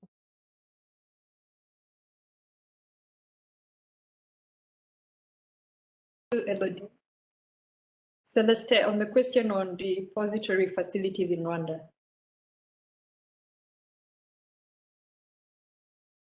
Yes, we have, okay, well, the depository facilities, basically what they do, it's central depository, we have one, actually for the country, which is part and parcel of the central bank payment systems, the whole backbone of the payment systems in Rwanda, which is where actually anyone wants to invest in our capital markets, they open an investment account with that. But we also have custodians, okay, we have custodians in Rwanda, which have different partnerships with global custodians across the globe. I think Bank of Kigali also has a custodianship, KCB Bank and I&M Bank, and a few others who can handle those those sorts of transactions. But as we speak currently, we do not have any global custodian actually.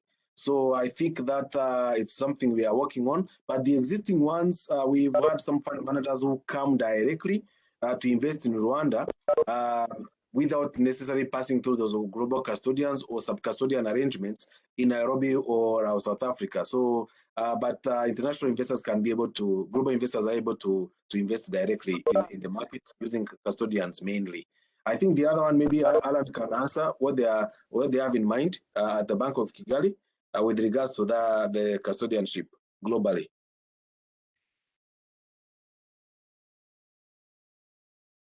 Yes, thank you. In terms of custodians, Bank of Kigali is a custodian.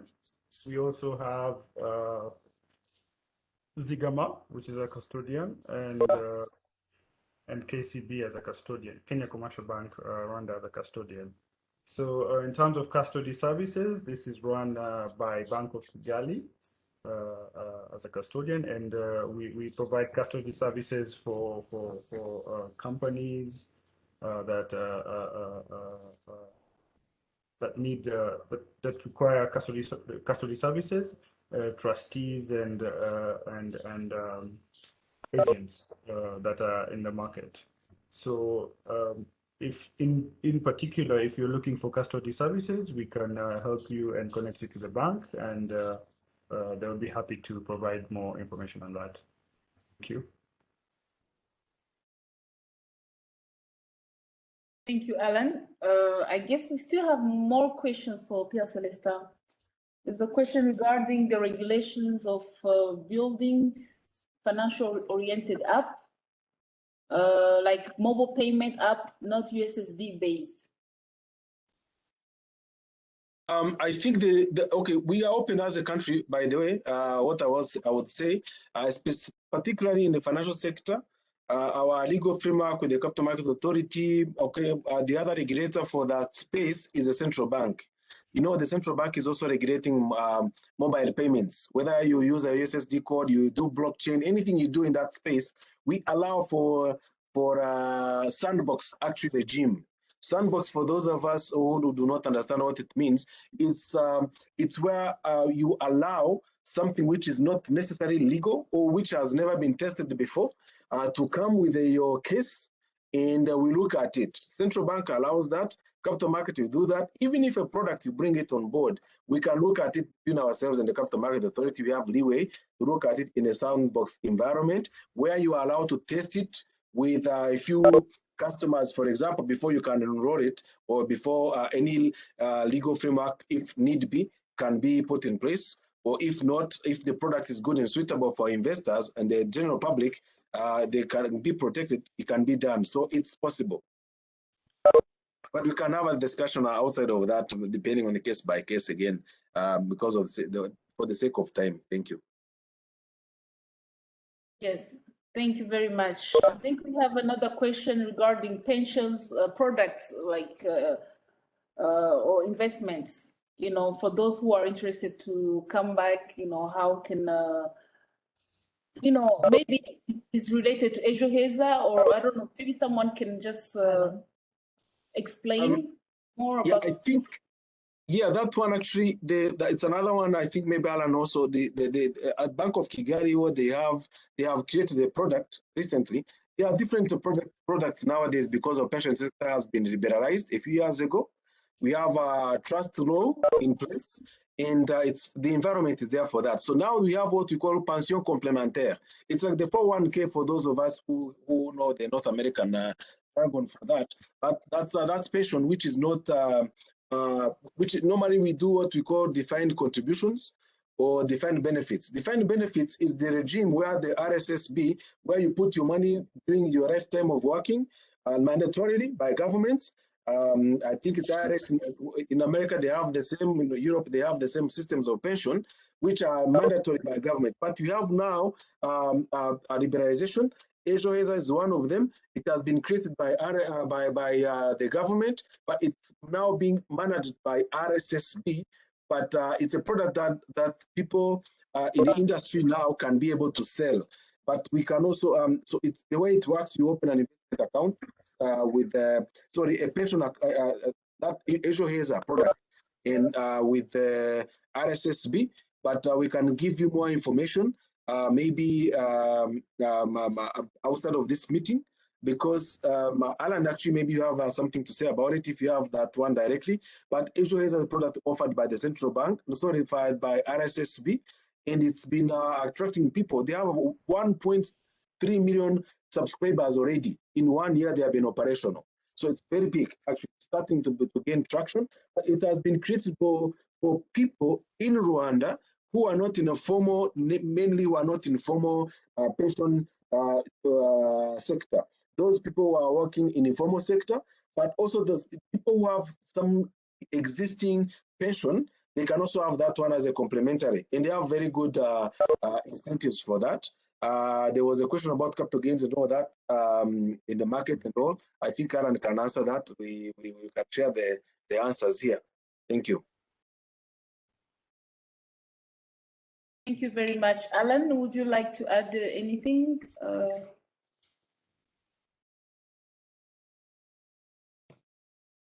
Thank you, Celestin.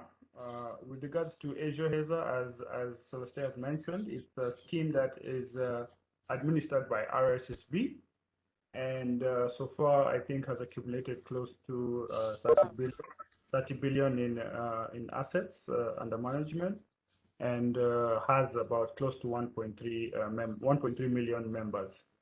I had mentioned it on the chart. I think basically who it's intended for salaried and also unsalaried people, and quite broad.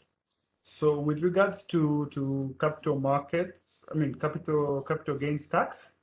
So usually in Rwanda the capital gains tax is 5%, and it's charged at a rate of 5%. And however, there are exemptions from capital gains tax on certain transactions, and some of these transactions are from the sale, transfer of shares on the capital market, also from the sale or transfer of units of collective investment schemes. But as a way of attracting people to join the capital markets, the capital gains tax was exempted.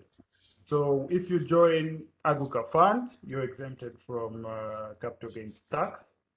If you join Iterambere Fund, you're also exempted from tax. If you buy shares in MTN, you're exempted from capital gains tax. If you buy shares in Braidwa, BK, Simera, you're also exempted from capital gains tax. So it's a way of attracting not just Rwandans, even diaspora to join the capital markets as a way of investments and growing the market as well. So, yes, I have written on the chat in case you need more information on that. You can reach out. Okay, great. Thanks, Alan. Yeah, we're conscious of the time. We only have 5 minutes left. There's an interesting question actually was addressed to all panelists. Maybe one of you can address to answer that.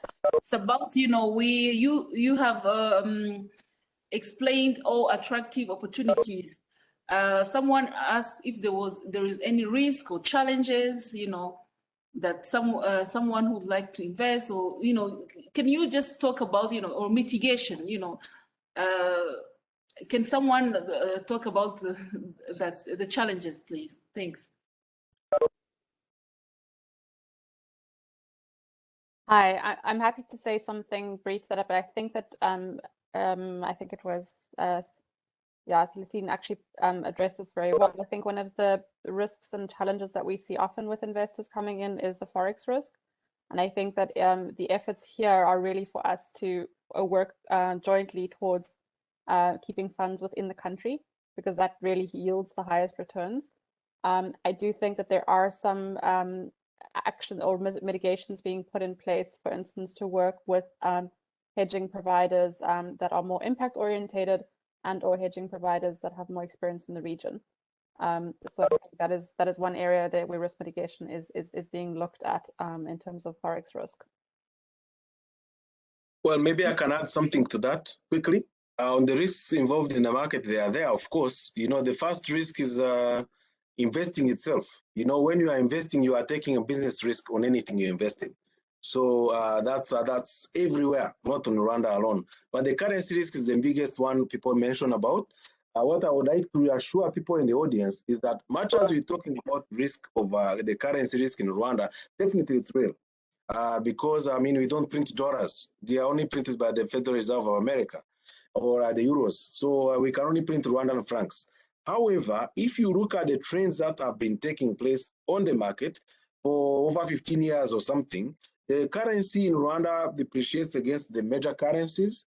It's one of the it's one of the currencies across the region, even beyond, which are more stable against the major currencies. That is, we are talking about 5% per annum of depreciation against the dollar, mainly because it's the biggest trading currency across the globe. But of course, again, there are mitigations nowadays. The government is trying to get more dollars on board by diversification of export receipts and others. We have prudent monetary and fiscal policy orientation in Rwanda. The grade of the country is B+, investment grade already. When you compare to our counterparts in the continent, on emerging markets, we are faring quite well actually in that area. So the fear of the currency definitely must be there for someone who has his dollars and they want to repatriate them back into Europe or America. But I think again we are talking to the Rwandese who are must be compared, who are interested in their own economy, in their own country to develop in that area. But again, the returns outweigh more than the risks of the currencies, I think, if you look at that in that way. So, and the other risks associated maybe with not being around or not being able to follow, but they are also, again, now we are becoming more and more digital. Soon enough, we'll be having direct market access for people because we are automating our market fully. By end of June, we should be fully automated as a market and linked to the other markets in the region. So I think the general framework of Rwanda of an economy which is not that speculative, it's an assurance in itself. As you have seen, our economy does not grow too much, but it does not really speculate too much either. but sorry, the market does not fluctuate that much. So it looks at most of the companies on the market, they are blue chip companies, and they are very stable, and they have a regular return on for their investments. They give dividends and so on. The bonds are also good because the government is the one that issues them, and the government is credible enough through our structures as a country. Thank you. Thank you, Celeste. We'll just go for the last question. Unfortunately, we are running out of time. So the last question will go to Jean-Marie. Okay, see, there's an investment interest in skills development area, but the demand is key. When will financial brokers start to be regulated, to be a regulated product? Also mortgage brokers.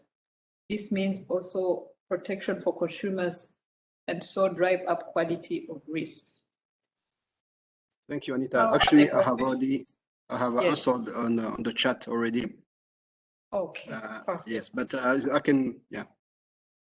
So those two products are regulated. Actually, the first one is regulated by CMA, and the second one by the central bank.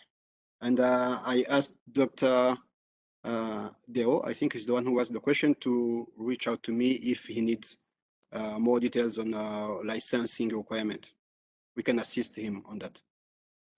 Thanks, GM. I think we would like to appreciate that we have friends of Rwanda on board. So there's one a question, someone who was interested, how can a foreigner have this opportunity to invest in Rwanda? So maybe if it's possible, maybe if you can answer that question too. Thank you. The friend of Rwanda would like me to give them my number directly if they wish so. So there's no problem on that. Okay. Well, Rwanda is open for business, first of all, for anybody in the world. Our capital account is free, 100%. So you can bring your money, take it back as you wish. So there are no capital controls in Rwanda. But for investing, all you need is to get in touch with, okay, you can go to our website. We have our members available, but also, you know, we can reach out to you immediately. Actually, Sandrine, you better keep the contacts of that individual, or there could be even many here. We'll reach out to them as soon as Monday morning so that we give them more information. But it's possible, it is allowed, and it's wonderful. Thank you very much, Celeste.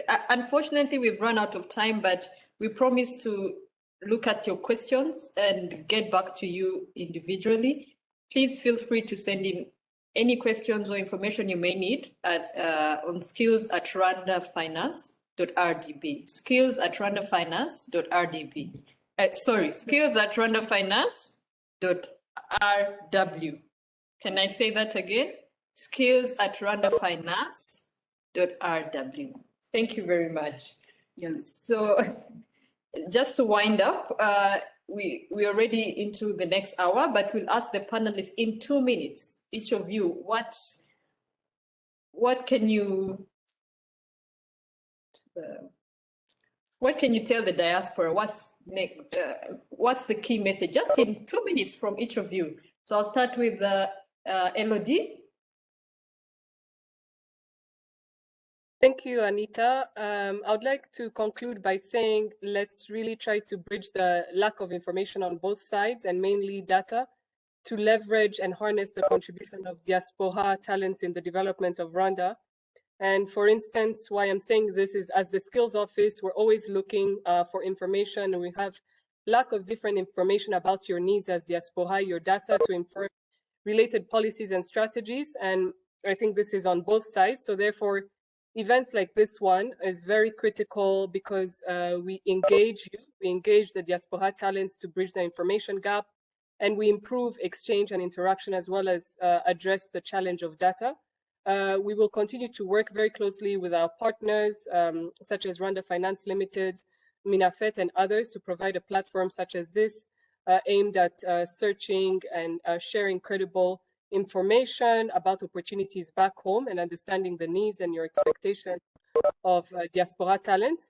I also would like to take the opportunity to really thank the continued collaboration with Minafet and the diplomatic missions abroad in engaging our diaspora. We have so many great initiatives that are coming up.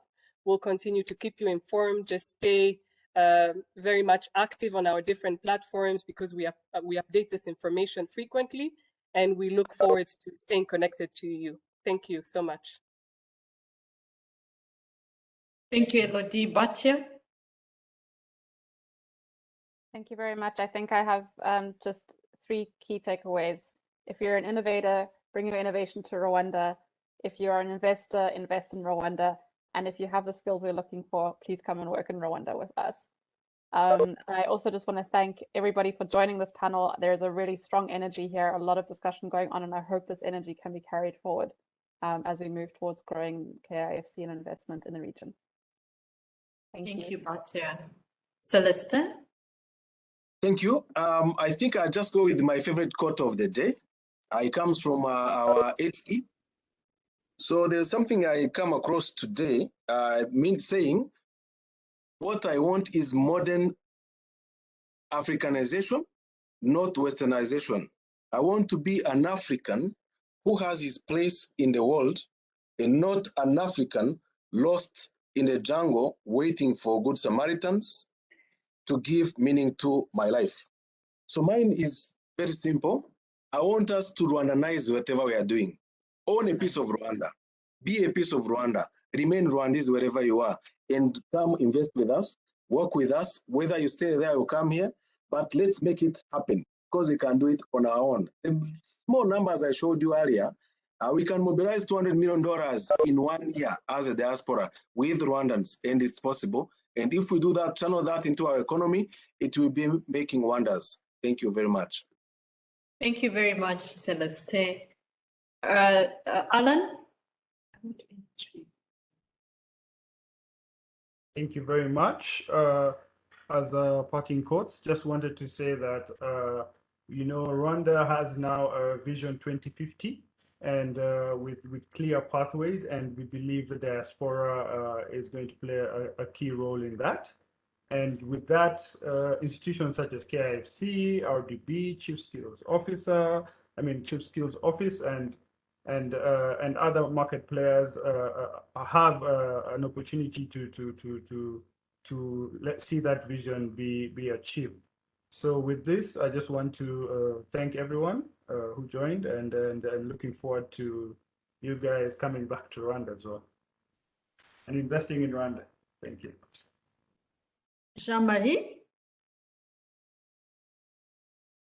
JM? Yes, thank you very much, Anita. My 2 requests would be, first, I will encourage everyone to be ambassador of KIFC, and please do follow us, follow our activities, connect to us through social media, and also please help us to put Rwanda on the radar. So when you have an investor who is interested to invest in Africa, please link him to us, and let's make him elect Rwanda as his home to invest in Rwanda, but also in Africa. And the second maybe advice is, well, in the meantime, when you are not back yet, please invest in yourself. Be aware of the opportunities and try to match the skills according to the opportunities that are going to avail with the development of KIFC. So the last one maybe is that we are available, so we can connect you, we can help you to set up your entity here in Rwanda, or your friends. So if you have any request, any idea, we are available. We can reach out to us anytime through different channels. And if you feel like you have skills that you can maybe be available to us, we can also help to connect with the stakeholders. We can organize events together. So we are here, we are open. please let's make it this a success. Thank you very much. Thank you, JM. Gilles, there's a strong reason why I made you the last to give us, because what you say, you're out there. So what you say is going to be really key to bring back home. So Gilles, over to you. No pressure. No pressure. Yeah, what I would say is that as a Rwandan living outside, we hear a lot. Positive comments, negative comments about what has been done, what could be done. Even if the country, Rwanda, has covered, has done a lot. And despite everything that has been done, there are challenges. What I would say to every diaspora member who is listening to us, and for us also, what message we should take away is, as a Rwandan living abroad, we should always think about what am I doing to participate in this development. Okay, there are challenges, things that I can not do, but what can I do? What can I do? That's what we should always focus on, instead of listening everything that people who are most of the time not well intended are, saying. So we should look at us first. What can I do? And here the good thing is that you are actually providing some tools for everyone here as an individual to do something. Thank you. Thank you very much, Gilles. One last word or two from Sanjit. Well, thank you very much. I would like to thank again our panelists.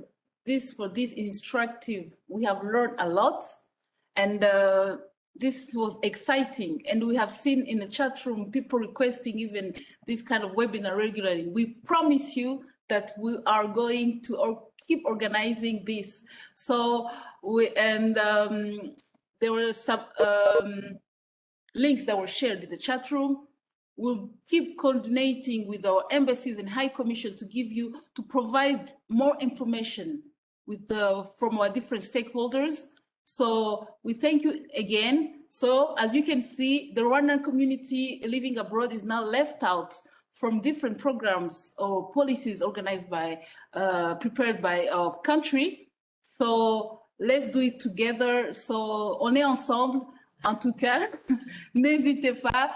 En tout cas, turacyari kumwe, dukomeze twungurana ibitekerezo. I would like to end mu Kinyarwanda kuko turi Abanyarwanda. So yes, so murakoze cyane, ntago nshaka gutinda mu magambo ariko turacyari kumwe. So don't hesitate if you mushaka exchanginga na za experience, ibyo bwose nibyo twifuza twese. Murakoze. Thank you. Murakoze cyane. Thank you very much. Thank you very much, Sandrine. It looks like Bacha, you've become Rwandan. Sure. Thank you. Thank you to the panelists. Thank you to Minister of Foreign Affairs and International Cooperation for partnering with us in this event. We look forward to everyone getting on board as we walk the journey of ensuring KIFC is successful.